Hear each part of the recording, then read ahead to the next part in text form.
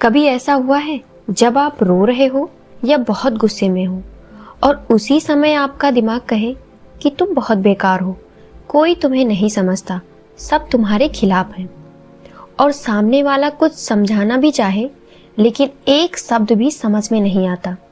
अगर हाँ, तो आप कमज़ोर नहीं हैं, आप सिर्फ इंसान हैं।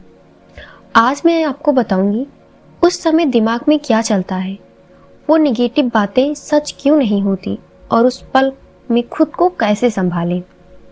जब हमें गुस्सा आता है या हम रोते हैं या बहुत परेशान होते हैं तो दिमाग का एक हिस्सा एक्टिव हो जाता है जिसे हम लिम्बिक सिस्टम कहते हैं।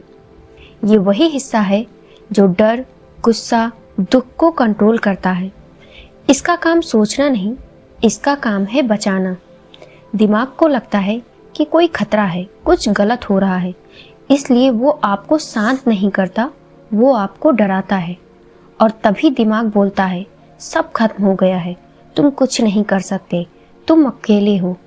ये आवाज़ सच नहीं, ये सिर्फ डिफेंस मोड है, क्योंकि उस समय दिमाग का सबसे समझदार हिस्सा लॉजिकल ब्रेन लगभग बंद हो जाता है, जिसे साइंस में कहते हैं प्रीफ्रंटल कॉर्टेक्स। ये वही हिस्सा है जो हमें सही गलत समझाता है, बातों को शांत दिमाग से सुनता है। लेकिन स्ट्रेस में ये हिस्सा ऑफलाइन हो जाता है, इसलिए कोई प्यार से भी बोले तब भी गुस्सा आता है, कोई सलाह दे तो वो बातें चुभती हैं, कोई सच बोले तो झूठ लगता है। उस समय आप सुन नहीं रहे होते, सिर्फ रिएक्ट कर रहे होते हैं।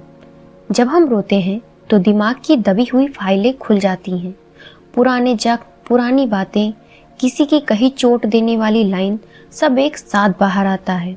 ये कमजोरी नहीं है, ये इमोशनल क्लिंजिंग है। जैसे शरीर पसीने से गंदगी निकालता है, वैसे ही मन आंसुओं से दर्द निकालता है। गीता में कहा गया है, क्रोध से भ्रम पैदा होता है, भ्रम से बुद्धि नष्ट होती है। मतलब जब भावना ज्यादा हो जाती है तो विवेक सो जाता है। उस समय मन बोलता है और आत्मा शांत रहती है, और हम मन की हर बात को सच मान लेते हैं।